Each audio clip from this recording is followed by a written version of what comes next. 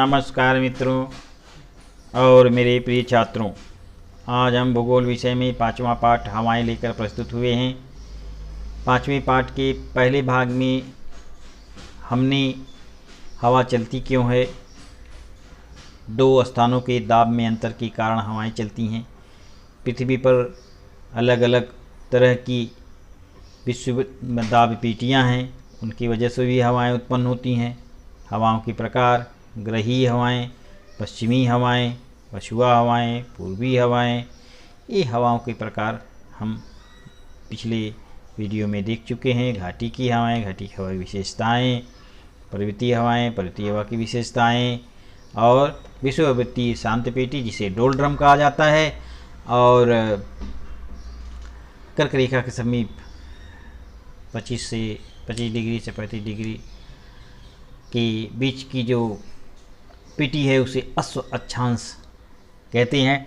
यहाँ तक पिछले वीडियो में हमने बताया था। अब उसके आगे सागरीय हवाएं। सागरीय हवाओं का चित्र देखो। यहाँ पर भूपृष्ठ की तरफ से हवाएं सागर की तरफ, और सागर की हवाएं भूपृष्ठ की तरफ। दिन में जो हैं हवाएं सागर से भूपृष्ठ की तरफ, और रात को भूपृष्ठ से सागर की तरफ हवाएं चलती हैं। ये तापमान में अंतर के कारण, क्योंकि भूपृष्ठ जल्दी गर्म होता है और जल्दी ठंडा होता है, इसकी वजह से होता है।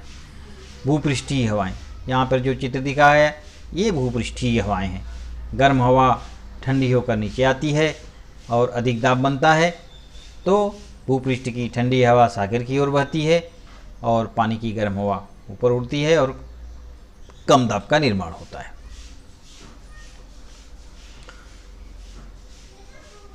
भूपृष्ठ का निर्माण अधिक घनत्व वाले पदार्थों से हुआ है।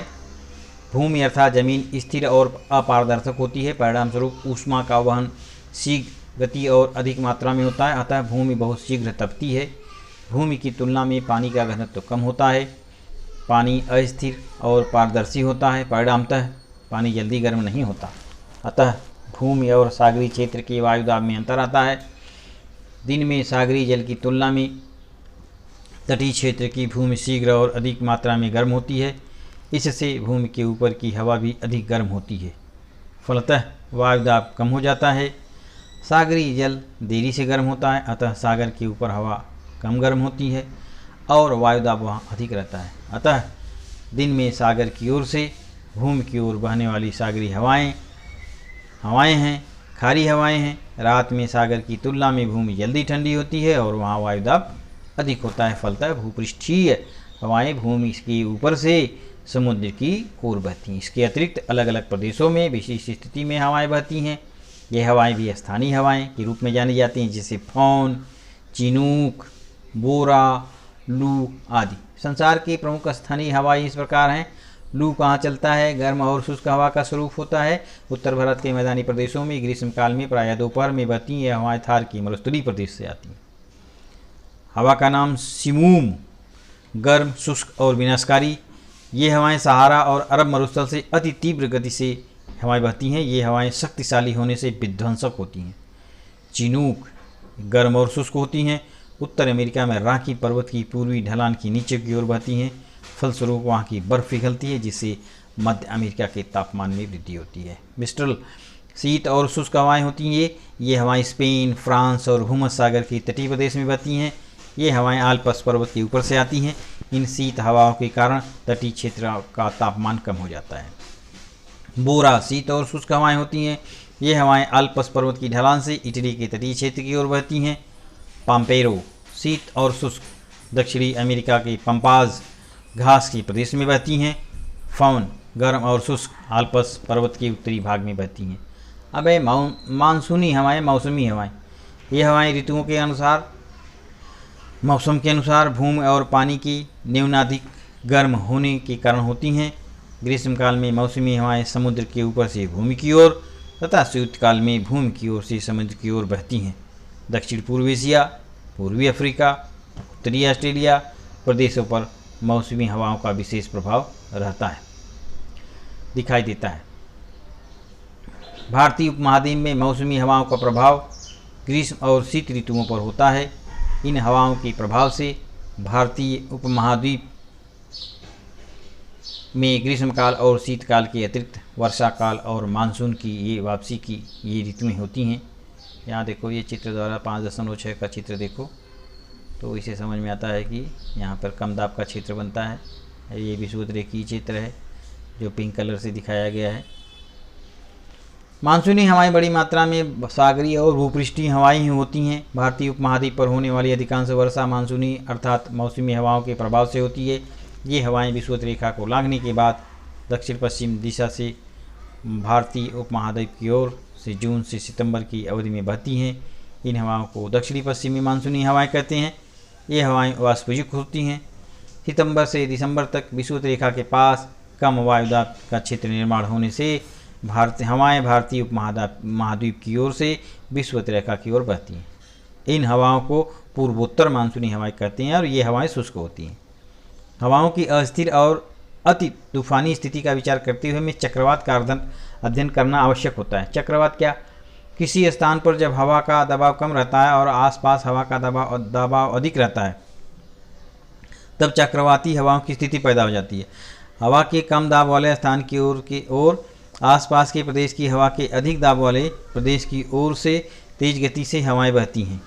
पृथ्वी के परिभ्रमण, यहाँ चित्र देखो 5.7 वाला चित्र तो समझ में आता है। 5.7 घड़ी की सुइयों की विपरीत दिशा में तथा दक्षिणी गोलार्ध में घड़ी की सुइयों की दिशा में बहती हैं। चक्रवात की स्थिति में आकाश मेघाच्छन्न, बादल छाए रहते हैं, हवाएं बड़ी तेज गति से बहती हैं और भरपूर वर्षा होती है। अपने मुंबई के आसपास में भी कभी चक्रवाती हवाएं आती हैं, बिना बरसात की भी बरसात होने लगती है, तेज हवाएं चलती हैं। ऐसा मुंबई के जो रहने वाले लोग हैं उन लोगों ने अनुभव किया होगा। इन हवाओं की कालावधि, गति, दिशा और क्षेत्र बहुत अनिश्चित होती है। उपग्रह द्वारा खींचा गया चक्रवात का चित्र यहाँ आकृति 5.8 में दिखाई दे रहा है। हवा की स्थिति को दर्शाने वाले मानचित्र में चक्रवात का केंद्र यल लो अक्षर से दिखाया जाता है। चक्रवाती प्रणाली एक स्थान से दूसरे स्थान की ओर खिसकती है और इन चक्रवातों को हम चक्रवाती आंधी भी कहते हैं। चक्रवाती आंधी क्या होती है? प्रशांत पैसिफिक महासागर के पश्चिमी क्षेत्र में जापान, चीन, फिलीपींस आदि देशों के तटीय क्षेत्र में निर्माण होने वाली चक्रवाती आंधी टाइफून के नाम से जानी जाती है। इन चक्रवाती आंधियों का निर्माण जून से अक्टूबर महीनों में होता है। तेज गति से बहने वाली हवाएं और मूसलाधार वर्षा के कारण ये चक्रवाती विनाशकारी सिद्ध होती हैं। कैरेबियन समुद्र में आने वाली चक्रवाती आंधी को हेरिकेन्स कहती हैं। चक्रवाती आंधी के आने पर हवाओं की गति प्रति घंटा कम से कम 60 किलोमीटर होती है। इसके अतिरिक्त समशीतोष्ण कटिबंध में भी चक्रवातों का निर्माण होता है। उनका विस्तार कम रहता है और ये विनाशकारी नहीं होती। अभय प्रति चक्रवात, किसी विशेष क्षेत्र में विशिष्ट वातावरणीय परिस्थिति उत्पन्न हो जाती है और केंद्र में हवा का अधिक दबाव निर्माण हो जाता है। हवाएं केंद्र से आसपास के क्षेत्र की ओर चक्राकार दिशा में बहती हैं।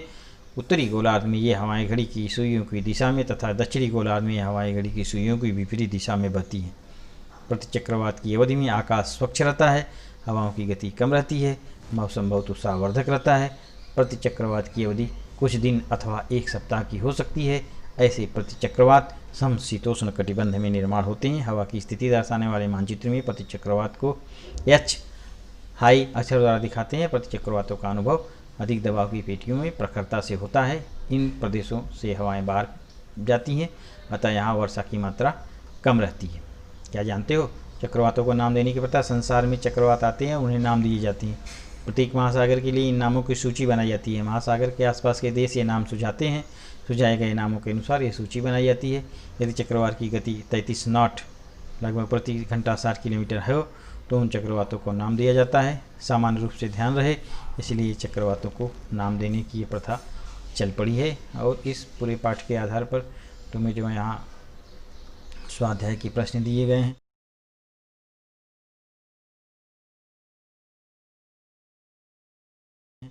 इन्हें तुम्हें हल करना है, अपनी नोटबुक में लिखना है। आज के लिए बस इतना ही। धन्यवाद।